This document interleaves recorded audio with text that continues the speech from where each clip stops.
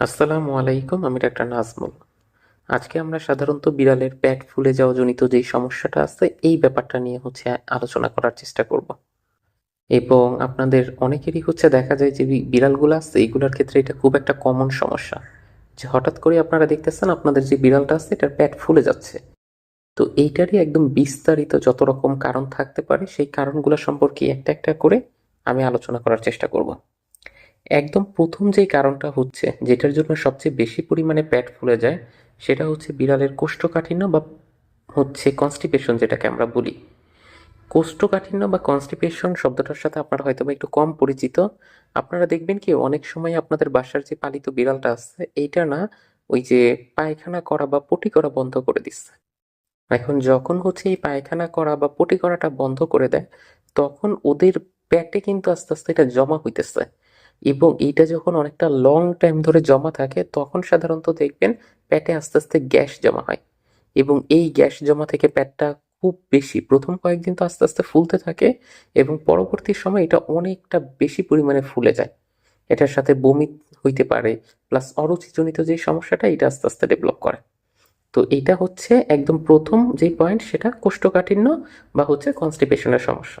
এবং আমার কাছে সবচেয়ে বেশি এই প্রবলেমটা নিয়েই আসে, যে স্যার ওর তো এরকম 3-4 দিন। আমি এরকমও পাইছিলাম একটা পেশেন্ট গত 17 দিন ধরে আলটিমেটলি পটি করতেছে না, এবং লিটারালি ওর পেট ফুলতে ফুলতে অনেকটা পরিমাণে ফুলে গেছে। এবং পটির রাস্তা বা মলদ্বারের ওই রাস্তায় পায়খানা শক্ত হয়ে একদম আটকে গেছে। তো এই ধরনের কেসগুলোতে লাস্ট স্টেজ আমরা যেটাকে বলি এনিমা করা, মানে হাত দিয়ে টিপে টিপে তখন পায়খানাটা বের করতে হয়। এবং এই এনিমা করা ছাড়া তখন আর কোনো অপশন নাই। এটা খুব কমন। তারপরেও আবার যেটা দেখা যায় যে হজমজনিত অনেক সময় অনেক ধরনের সমস্যা হয়। হজমজনিত সমস্যা কি? যেমন ধরেন যে অনেক বিড়ালই আছে, আমরা তো ছোটবেলা থেকে মনে করি যে ওদেরকে গরুর দুধ দেওয়া যায়।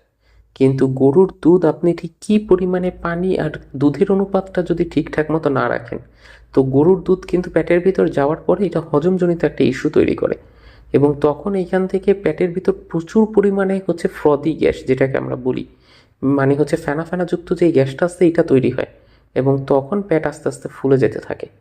এই ক্ষেত্রে দেখবেন যে অনেক সময় এটার সাথে পাতলা পায়খানার জনিত ইস্যুটাও তৈরি হইতে পারে। আবার অনেক সময় পাতলা পায়খানা না থেকে শুধু জাস্ট পেটটা ফুলে যাবে, এই ধরনের সমস্যা এখানে তৈরি হইতে পারে। তো এইটা ওই খাবার যদি এলোমেলো টাইপের দিই, গরুর দুধ বা হঠাৎ একটু উল্টাপাল্টা চকলেট বা এ জাতীয় খাবার দিলে তখন এই সমস্যাটা হইতে পারে।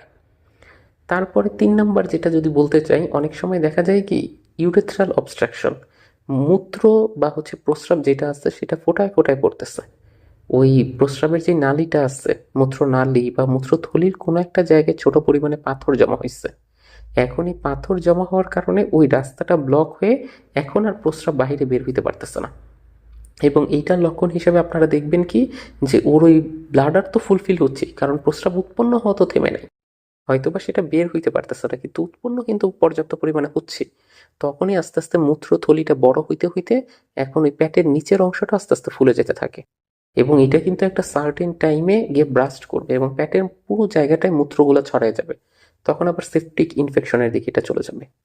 এবং এইটা বাহির থেকে আপনি দেখে বুঝতে পারবেন, কারণ ও তখন দেখবেন বারবার প্রস্রাব করার জন্য যাচ্ছে, কিন্তু ঠিকঠাক মতো প্রস্রাব হচ্ছে না। খুবই অল্প পরিমাণ ফোটায় ফোটায় প্রস্রাবটা হচ্ছে। তো এই কারণেও কিন্তু ওদের পেট ফুলে যেতে পারে। তারপরেও আবার কিছু কিছু রোগ আছে, যেমন এফআইপি যে রোগটা বলি, এই রোগটা হইলে পেটের ওই জায়গাটায় সাধারণত পানি জমা হয়। এবং এই অ্যাবডোমিনাল ফর্মটার ওই পেটের চারপাশে যখন পানিটা আস্তে আস্তে জমা হইতে থাকে, তখন পেটটা অনেক বড় হয়ে যায়। এবং এই এফআইপি এর যে এই সমস্যাটা আছে এই ক্ষেত্রে তখন বিড়াল হাঁটা চলা করতে পারে না।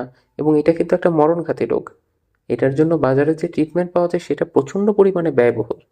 সাধারণত 84 দিন ইঞ্জেকশন করতে হয়, এবং প্রতিটা ইঞ্জেকশনের দাম 2000 টাকা।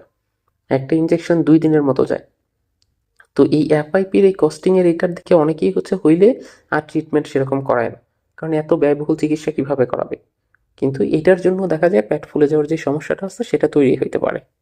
আবার অনেক সময় অনেক ধরনের ফ্যালাইন ইনফেকশাস এজেন্ট আছে, যেগুলো বডিতে কোনো কারণে ঢুকলে ইনফেকশন তৈরি করে বডির ইন্টারনাল পার্টে, এবং তখন সেটার কারণে পেট ফুলে যেতে পারে। তো এরকম পেট ফুলার জন্য যে সবসময় গ্যাসই দায়ী হবে, পেট ফুলার জন্য যে সবসময় কনস্টিপেশন বা পায়খানা করতে পারতেছে না সেইটাই দায়ী হবে, ব্যাপারটা এরকম না। পেট ফুলে যেতে পারে এবং সেটার জন্য অনেকগুলা কারণ এটার পেছনে দায়ী থাকতে পারে।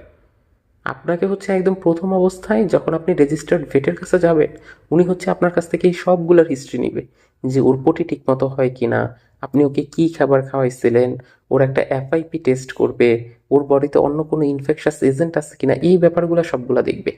দেখে তারপরে হচ্ছে উনি হচ্ছে একটা ট্রিটমেন্ট প্রোটোকল সাজিয়ে দিবে এবং আপনি সেইভাবে ট্রিটমেন্ট করাবেন। আপনি ঘরোয়াভাবে হচ্ছে অনেক খাবারই অনেকে দেয়, যেমন কাউকে আমি দেখছি যে এরকম টক দই দেয়, কারোরে দেখছি যে যে বাহির থেকে ঘাস এনে সেটারে হচ্ছে একদম বেটে তরল করে তারপরে খাওয়ায়। তারপর আবার কেউ কেউ তো দেখি এরকম বিভিন্ন ধরনের ওই রুচি বাড়ার ওষুধ খাওয়ানো শুরু করে। তো প্রাইমারিলি আপনি তো কারণটাই জানতেছেন না যে কেন ওর এই অরুচির সমস্যাটা বা এই পেটটা ফুলে যাচ্ছে। তো আপনি এটা না জেনে কিভাবে হচ্ছে ওকে ট্রিটমেন্টটা দিচ্ছেন? এখন কোনো একটা ধরেন যে ইনফেকশাস এজেন্ট ওর বডিতে প্রবেশ করছে, তাহলে কি সেটা এই রুচির ওষুধে ভালো হবে? আপনি ধরেন ওর কোষ্ঠকাঠিন্য হচ্ছে, তাহলে সেটা কি ওর রুচির ওষুধে ভালো হবে? ব্যাপারগুলো তো আসলে এরকম। যেটা প্রপার কারণটা ডায়াগনোসিস করার জন্য একজন রেজিস্টার্ড ভেটের সাথে কথা বলবেন, এবং আমি আপনাকে ঠিক যেই যেই কারণগুলো বলে দিচ্ছি এই কারণগুলোর দিকে আপনি একটু ফোকাস রাখতে পারেন, যে ওর ভিতর এর কোন কারণটা দেখতে পাওয়া যাচ্ছে।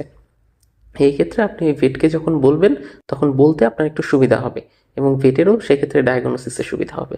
তো এইভাবে যদি আপনি ওভারঅল ব্যাপারটাকে সাজান, উপরোক্ত কারণগুলোকে একটু জেনে নেন, তাহলেই বুঝতে পারবেন যে বিড়ালের পেটের এই ফুলে যাওয়ার সমস্যাটা কেন তৈরি হচ্ছে।